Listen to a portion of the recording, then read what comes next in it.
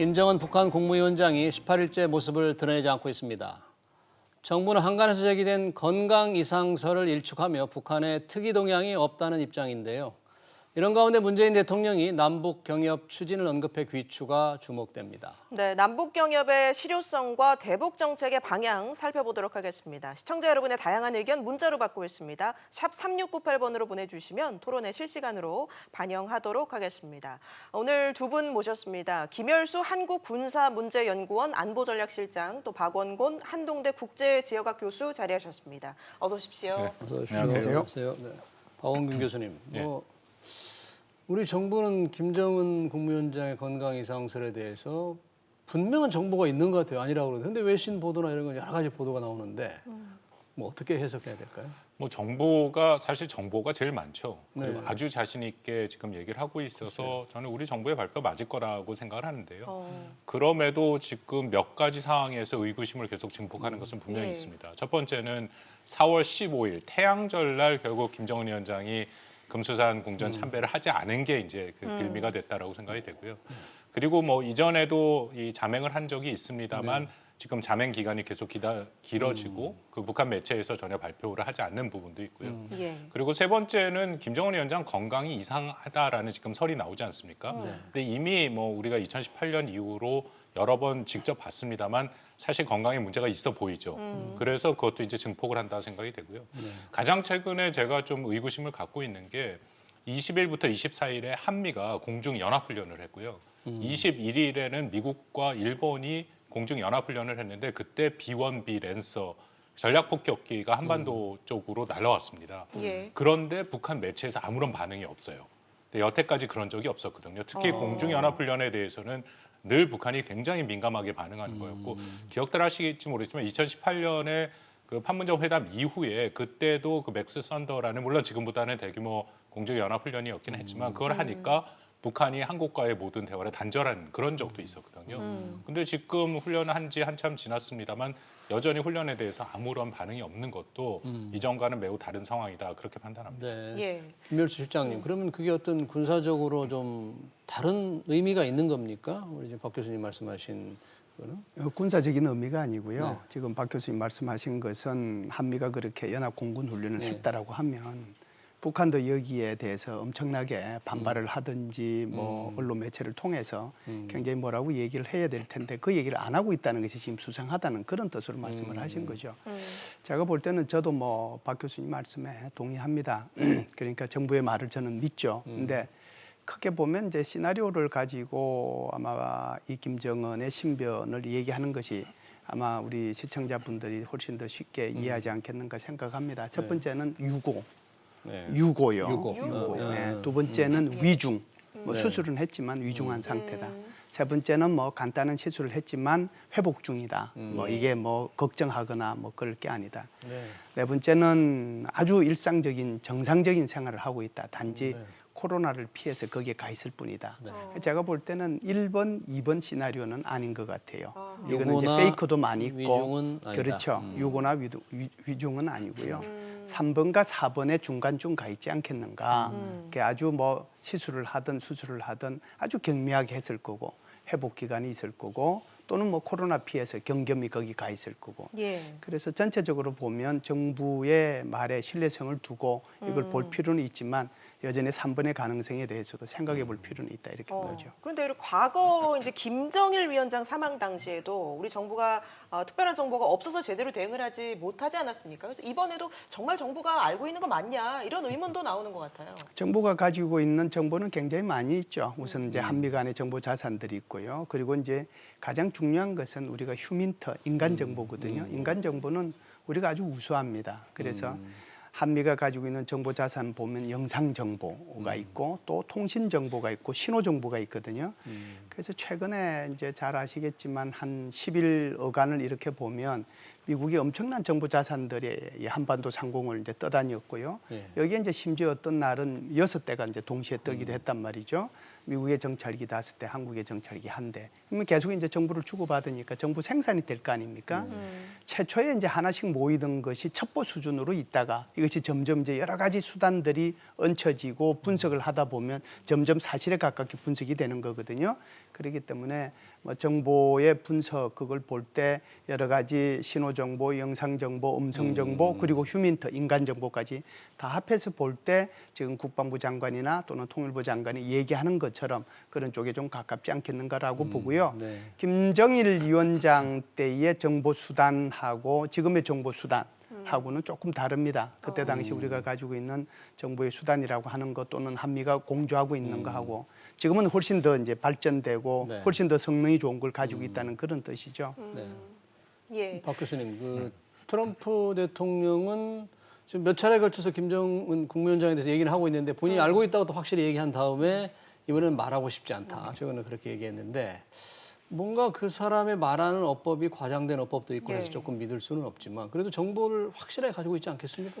그 트럼프 대통령의 말은 그 표현만 따라가다 보면은 그 굉장히 좀 잘못 우리가 네. 이해할 수가 있기 때문에 전체적인 흐름과 방향성을 보는 게 중요하다라고 생각합니다. 네. 말씀하신 것처럼 트럼프 대통령이 처음에는 잘 모른다 그렇게 얘기를 했다가 CNN을 또 비판을 하면서 가짜 뉴스다 얘기했고 그 다음에 자기는 알고 있다. 알고 있다. 근데 바로 이제 28일 현지 시간으로 그저 그가 잘 있기를 바란다. 근데 중요한 것은 그 얘기할 때마다 꼭 이렇게 붙인 말이 김정은 위원장이 건강에 이상이 없기를 바란다. 김정은 위원장이 잘 있기를 바란다. 그런 표현들을 썼거든요. 그 의미는 뭐 어떻게 해석하느냐에 따라 다를 수는 있지만 건강상의 좀 우려를 담았다. 뭐 그렇게 또 판단이 될 수도 있습니다. 그리고 또 하나는 우리 김현수 시장님 말씀하신 것처럼 한미가 정보 교류를 분명히 하고 있기 때문에 사실 같은 판단을 해야 되는데 지금 한미가 약간 결이 다른 것도 사실이거든요. 예. 우리 정부는 굉장히 단호하게 김정은 위원장이 전혀 문제가 없고 네. 일상적인 생활을 수행하고 있다라고 네. 얘기를 하는 반면에 미국은 조금 조심스러운 제가 말씀드린 뭐 트럼프 대통령도 건강에 대해서 완전히 가능성을 닫아놓지는 않는 그런 상황 정도의 얘기거든요. 예. 그렇기 때문에 그 부분도 조금 의구심이 있는 것도 사실입니다.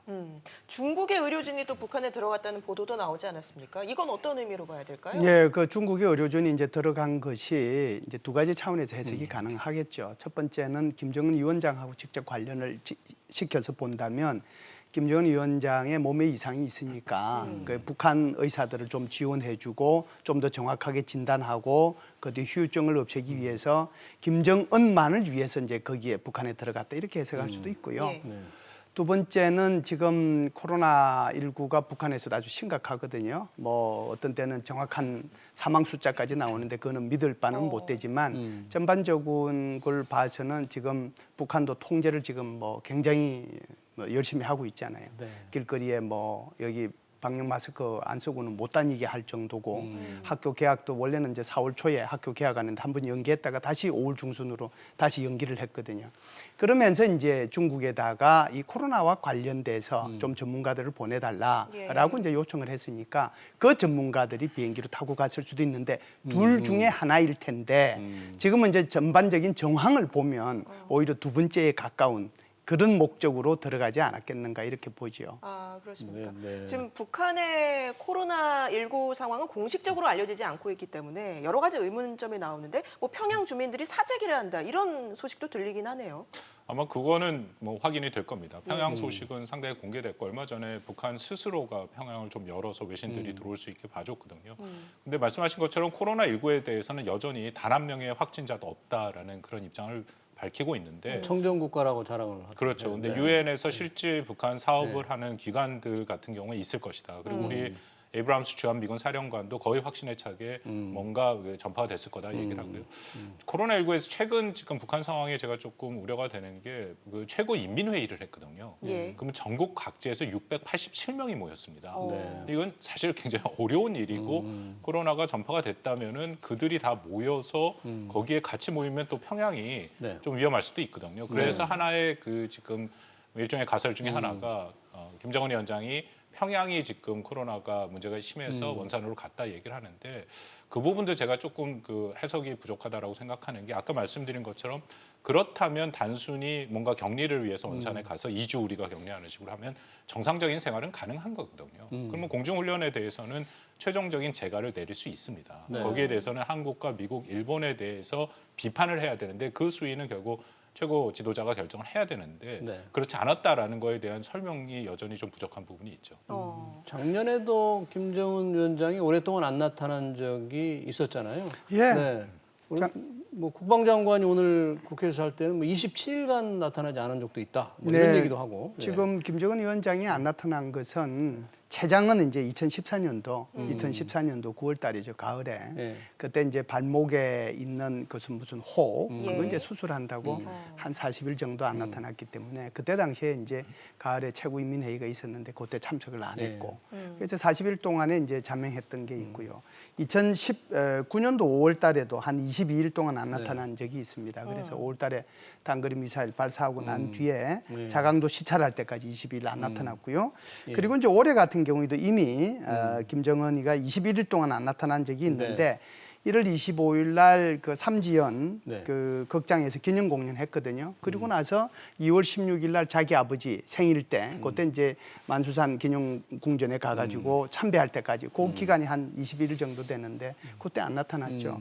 그리고 이제 지금 2월 그러니까 4월 11일 날 노동당 정치국 회의 끝나고 나서 오늘이 벌써 29일이지 않습니까? 18일 동안 예. 아직 안 나타난 거죠. 그래서 과거에도 보면 20일 정도 플러스 마이너스 해서 안 나타난 적이 전혀 없었던 것이 아니고 비교적 뭐 빈번하게 1년에 한두 네. 번씩은 있었다. 이렇게 네. 아마 보시는 것이 맞을 것 그런데 좀 같습니다. 궁금한 것이요. 김정은 위원장의 건강에 큰 이상이 없다면, 그러니까 멀쩡하다면 지금 이게 세계에서 본인의 이야기로 좀 들썩들썩거리는데 왜 가만히 있는 것일까요? 그 부분이 가장 의문시 되는 거죠. 예. 물론 지금 말씀하신 것처럼 상당 기간 안 나타난 적이 있었는데 지금은 그때랑은 상황이 저는 조금 더 다르다라고 생각을 합니다. 일단 코로나19라는 그런 어떻게 보면 북한도 지금 위급 상황이거든요. 거기다가 경제 제재가 아까 말씀하신 것처럼 굉장히 심해서 평양에서 사재기가 일어나는 그런 경제적인 문제가 있다면 오히려 북한 주민의 동요를 막기 위해서라도 이 부재가 길면 안 되죠. 예. 북한이 우리가 폐쇄 사회라고 하지만 북한 지도자의 그런 동정에 대해서는 이미 북한 주민들이 다 알고 있을 겁니다. 4월 15일 날 태양전에 금수산 궁전에 안 나타난 것만 보더라도 우리 지도자가 왜 안 나타났지 네. 하는 의구심이 있는데 그부터 지금 18일간 네. 얼굴이 안 보였다라는 거는 이 북한 내에서도 어떻게 보면 동요가 일어날 수 있는 상황이거든요. 그러니까 지금 어느 각도에서 보느냐에 따라서 이게 굉장히 다른 해석이 될 수밖에 없다라는 게 북한을 바라보는 사람들의 좀 고충입니다. 이번에는- 조금 네, 부정적으로 조금 부정적으로 보면 김정은 위원장이 이 기회를 이용해서 지금 뭐 전 세계가 난리를 치고 있으니까 김정은 위원장의 신병과 유구 여부에 대해서 난리를 치고 있으니까 이때 북한의 최고위층들이 어떻게 행동하는가 그 예. 충성심을 한번 테스트해 볼 수 있지 않을까요? 또 두 번째는 한미가 그렇게 뭐 인간 정보, 영상 정보, 통신 정보, 무슨 뭐 신호 정보 이렇게 해가지고 온통 뭐 띄우는데 너희들이 어느 정도까지 정보력을 갖고 있는지 그걸 내가 한번 판단해 보겠다. 네. 그런 생각은 전혀 없을까요? 그래서 조금 부정적으로 본다면 이런 것도 테스트해 볼 수 있는 기회를 김정은 스스로가 지금 뭐 즐기고 있다 이렇게 볼 수도 있겠죠. 근데 이번에 이제 김정은 위원장만 안 보이는 게 아니고 최고위층 뭐 1위, 2, 3위다 이렇게 지금 안 보이는 상황을 조금 이상하게 보는 사람들. 네, 박봉주는 이제 나타났었고요. 지금은 이제 그 흔히 얘기할 때 원산으로 갈 때 소위 말해서 이제 4월 11일 날 정치국 회의가 끝나고 갈 때 자기 동생인 김여정이하고 또 그 이 건설 담당하는 그 사람 이름이 갑자기 생각이 안 나는데 네.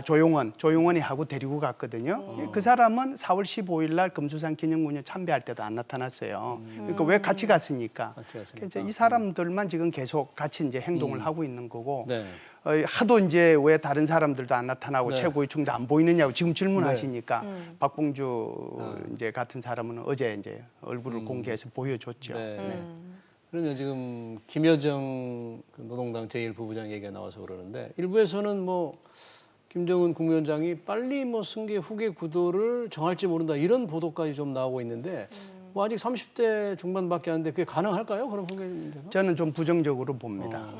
저 같은 경우에 그래서 지금 나오는 분석하는 거에 보면 작년 연말에 노동당 중앙위원회 최고회의 때 이런 얘기가 있었고 그래서 권력의 일부분을 뭐 넘겨주고 안 주고 뭐 이런 네. 얘기들이 있었다라고 얘기하는데 제가 볼 때는요 김정은 위원장을 한번 잘 보시죠. 자기 고모부 처형시킨 사람이에요. 자기 이복형 김정남이를 말레이시아 공항에서 VX를 통해 가지고 살해한 사람이에요. 그러니까 그런 사람이 자기 동생하고 권력을 나눈다. 이건 상상하기 우선 어렵다라고 하는 거고요. 두 번째는 우리 조선 시대도 그렇고 이제 유럽의 왕조 시대를 보면 언제 권력을 나눈 적이 있습니까? 다 그것 때문에 형제 자매지간 간에 부모 자식 간에 전부 다 칼부림이 일어난 것이 사실이잖아요. 그러니까 그런 걸 가지고 그걸 권력 성계나 또는 그 부분에 대해서 일정 부분 양보가 있었고 당 중앙으로 부르는 것이 뭐 그런 것이 아니냐 이렇게 해석하는 것은 좀 무리가 따른다라고 보고요. 더더군다나 작년 연말에 당 중앙의 중앙위원회 전원 회의가 끝나고 난 뒤에 나온 보도 내용을 보면 제가 그 전체적으로 다 읽어봤거든요. 단 어느 한 구절에서도 그것을 유추해 볼 수 있는 김여정한테 일정 부분 권한을 넘겨주는 그런 것들을 저는 볼 수가 없었습니다. 만일에 당 중앙회 전원위원회에서 그런 일들이 만일 있었다라고 하면 김정은 위원장이 가만히 있지 않았겠죠. 절대로 가만히 있지 않았을 겁니다. 그래서 김정일로부터 김정은으로 넘어갈 때도 김정일이가 2008년도에 스트로크를 당한 뒤에 그때부터 권력을 하나씩 넘겨주기 시작했거든요. 작년 연말에는 자기 스스로 아주 건강하게 건장하게 잘 있는데 그런 문제가 논의됐다. 그래서 굉장히 소설에 좀 가깝다라고 생각을 해요. 왜 그런 얘기가 좀 나왔을까요, 박 교수님? 사실 직계 존비속도 아니고 형제자매에게 권력을 넘겨준다는 건 좀 이해가 좀 안 되긴 하는데. 뭐 그런 얘기가 나온 배경에는 김여정이 최근에 그 북한에서 중심에 떠오르고 있는 것은 사실이죠. 그 원래 정치국 후보위원이었다가 작년에 하노이에 책임을 짓고 후보위원에 물러났다가 지금 다시 후보위원에 올랐고요. 그거보다 더 우리를 좀 집중하게 만든 게 3월 달에 김여정의 이름으로 담화가 2번 나왔습니다. 한 번은 우리 청와대를 강력하게 비판하는 거였고 또 하나는 그 트럼프 대통령의 친서를 받은 거. 근데 본인의 이름으로 나왔거든요. 그러니까 많은 사람들이 김여정이 지금 권력의 핵심층에 다가가고 있구나, 이미 섰구나 하는 그런 판단들이 나오는데요. 전반적인 얘기는 저도 김열수 교수님 말씀에 동의를 합니다. 그 북한 체제라는 것 자체가 2인자를 용납하는 체제가 전혀 아니고요. 더군다나 여전히 유교적인 전통이 남아있는 수령체제이기 때문에 여성이 또 최고 지도자에 오른다라는 것 자체도 뭐 한계가 있다라고 판단이 됩니다. 더불어서 그래서 김평일 얘기가 나오지 않습니까? 김정일의 이복 동생이죠. 이복 동생이죠. 그러니까 김일성의 아들인데요. 뭐 김평일에 대해서도 여러 가지 그 추정들이 있습니다만 일단은 또 권력에서 너무 오랫동안 비어 있는 그런 사람인 것은 맞고요. 40년 가까이를 해외에 있었고. 물론 그 사람의 그 자라온 환경이라든지 여러 가지 인맥들을 보면 지금 북한의 핵심 지도층과 가까운 것은 사실입니다. 그럼에도 여전히 한계가 있고 그리고 특히 김정은 위원장이 당연히 불러들인 이유 자체가 견제하기 위해서 불러들였지 그것을 어떤 권력을 이양한다라는 건 아닐 거고요. 그리고 이 모든 거의 핵심은 김정은 위원장이 어떤 상황인지 그래서 정말로 자기가 더 이상은 권력을 유지 못하니까 뭔가 권력을 나눠줘야 할 상황인지 아니면 이게 뭐 어떤 급박한 상황인지 거기에 따라서 뭐 집단 지도 체제가 구성될 수도 있고요. 여러 가지 시나리오가 가능하다고 생각합니다. 언제쯤이나 우리가 이게 정보를 이제 알 수 있을지 모르겠는데 한 며칠 더 가면 이게 좀 정말 이상한 상황이다로 볼 수 있는 무슨 그런 뭐 잣대가 있을 수 있을까요? 글쎄요, 이제 4월 25일 전에는요, 김정은 위원장이 4월 25일 날 등장할 가능성도 있다. 4월 25일이 북한으로 봐서는 굉장히 중요한 날이에요. 지금은 이제 건군절이 6월 8일로 넘어갔지만 4월 25일은 김일성의 빨치산 그 활동을 조직했던 날이거든요. 그렇기 때문에 이걸 굉장히 중요한 날로 생각을 해서 북한에서는 어떤 형태로든지 축소됐던 뭐 크게 했던 행태로 이게 기념식을 합니다. 그때도 뭐 전혀 안 탔는데 그러면은 지금 오늘 이후에 그 4월 말까지 또는 5월 초까지 북한에서 무슨 특별한 무슨 행사가 있느냐면 그건 없거든요. 그러면은 이제 나타날 수 있는 것이 지금 이제 언론에서 계속 흘러나오는 것이 한경남도 덕산 그쪽에 이제 원산에서 이제 한 50km 북쪽이 있는데요. 거기서 지금 테러를 이용한 중장거리용 미사일 발사할 가능성이 있는 것이 위성에 관측되고 있다라고 나오고 있잖아요. 만일 짠 하고 나타난다면 그런 군사 행보 때 짠 하고 나타날 가능성이 있고 지금 질문하신 것처럼 그리고도 며칠이 더 지나서 안 나타나면 상당히 또 다른 쪽으로 해석을 하고 분석을 해봐야 되지 않겠는가 이렇게 봅니다. 이런 가운데 문재인 대통령은 김정은 위원장에 대한 직접적인 언급은 하지 않지만 남북 경협, 그러니까 남북 협력 의지를 적극적으로 밝히고 있습니다. 예, 그렇습니다. 뭐 문 대통령과 현 정부가 얘기한 것은 문 대통령 신년사에도 분명히 얘기를 했죠. 핵심은 지금 북미 간의 대화가 교착 상태에 있고 한반도 평화 프로세스가 멈춰 있으니까 더 이상 기다리지 않고 남북이 할 수 있는 것을 먼저 찾아서 지금 추진을 해보겠다 얘기를 한 것이고요. 뭐 판문점 선언 2주년을 기념해서 또 구체적인 얘기를 했죠. 그 얘기들을 보면 작은 일부터 할 수 있는 것을 하겠다. 물론 지금 해석에서 약간 논란이 있습니다. 거기 지금까지 못한 것이 국제사회의 일종의 제재 때문에 못했는데 이제 일부에서는 국제사회의 제재를 그럼 무시하고 할 것이냐.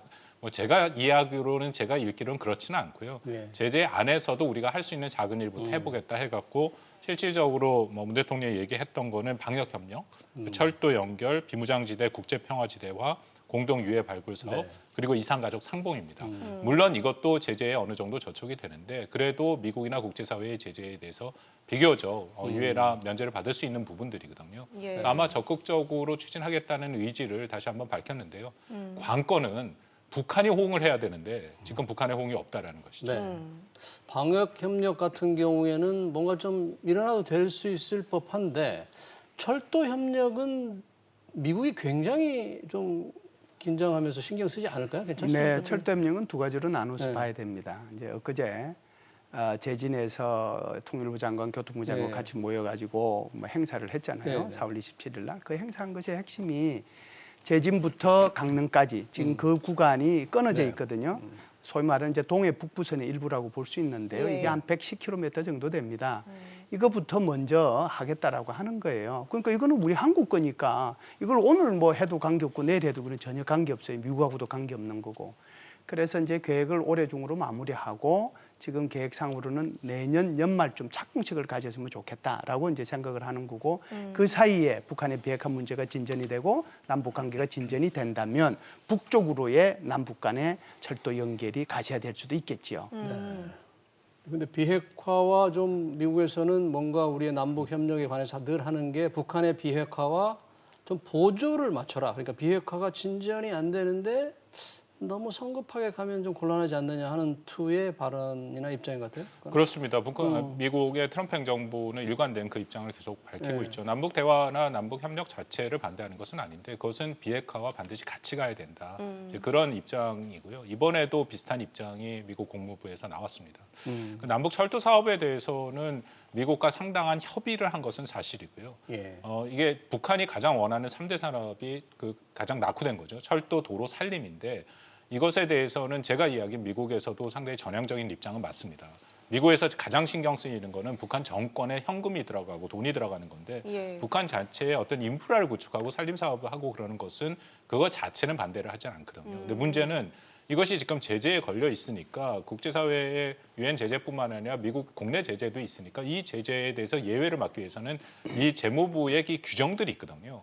그것을 남북 간의 협력이 돼야 어떻게든지 그 제재에 대해서 1단계, 2단계, 3단계를 통해서 제재 면제를 받고 가는 그 과정들이 필요하거든요. 근데 제가 이야기는 2018년 그러니까 뭐 관계가 좋을 때 1단계까지는 지금 제재의 면제 논의가 됐는데 그다음부터 북한이 얘기를 안 하기 때문에 2단계, 3단계를 못 나가고 있는 거죠. 그래서 아마 그 준비를 지금 우리 정부 하고 있다라고 생각이 됩니다. 북한이 최근에 이제 17년 만에 상당히 이례적으로 국채 발행에 나섰는데 지금 북한의 경제 상황은 어느 정도인 겁니까? 네, 뭐 아시다시피 지금 유엔 안전보장이사의 결의안이 11개, 12개 지금 북한을 옥죄고 있으니까요. 북한의 대북 수출 90%가 차단되고 있는 거잖아요. 네. 원래 뭐 수출액, 수입액이 얼마 안 되지만 그 얼마 안 되는 거 90% 차단당해 버리면 뭘 하겠어요. 그러다 보니까 이제 수입도 제대로 못 하고 그게 첫 번째고요. 두 번째는 올해 1월 20일부터 국경을 차단했잖아요. 그러면은 이제 이게 중국으로부터 대부분의 이제 경공업체 분들은 수입에 오고 그러는데 아무것도 안 되는 거죠.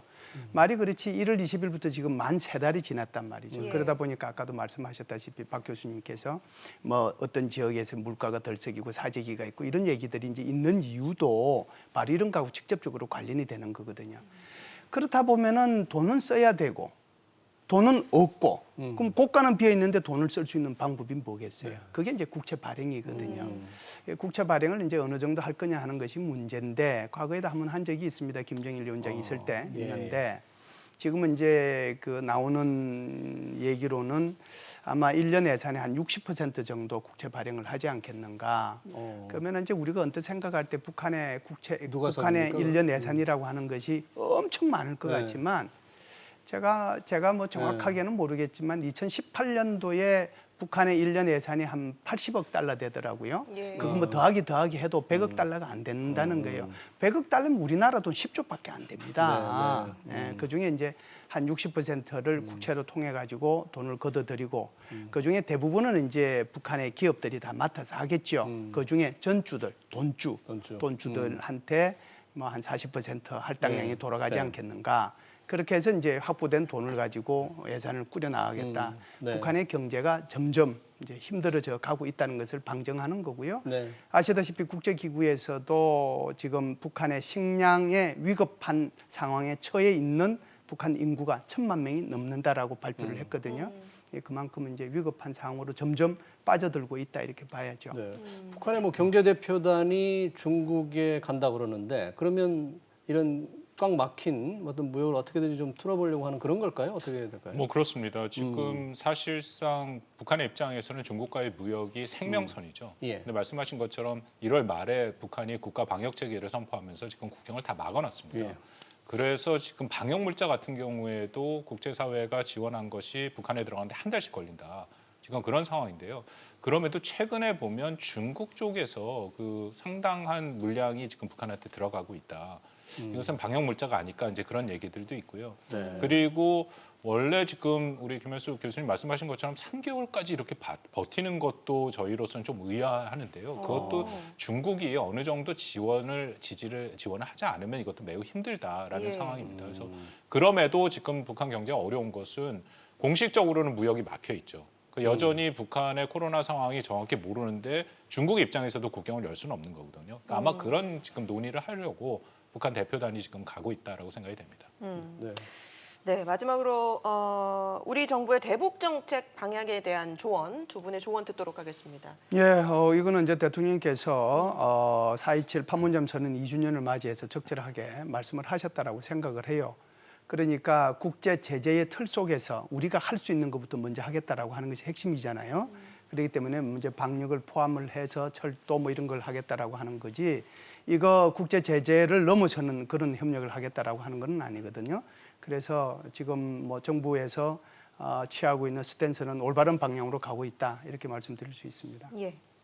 저는 좀 호흡을 잘 가다듬어 갔으면 좋겠습니다. 말씀 계속 나눈 것처럼 이건 상대가 있는 거고 북한이 응해야 이것이 이루어지는 거지 않습니까? 그러니까 남북 철도 사업 같은 것만 하더라도 이게 예비 타당성이 면제가 되거든요. 근데 여전히 굉장히 많은 돈이 지금 소비가 되고 있습니다. 2조 8,520억이거든요. 아까 말씀하신 재진까지만 우리 쪽에서 하는 그 철도를 놓는 비용만 하더라도 뭐 물론 이것이 나중에 동해선이 연결돼서 북한까지 간다면은 충분히 경제적인 가치가 있다고 생각을 하는데 지금 북한이 응하지 않은 상황에서 서둘러서 하는 것이 과연 바람직한가? 이제 그런 부분에 대해서도 조금 더 고민을 했으면 좋겠습니다. 알겠습니다. 오늘 말씀 두 분 여기까지 듣도록 하겠습니다. 지금까지 박원곤 한동대 국제제과과 교수 또 김열수 한국군사문제연구원 안보전략실장과 함께했습니다. 고맙습니다. 고맙습니다.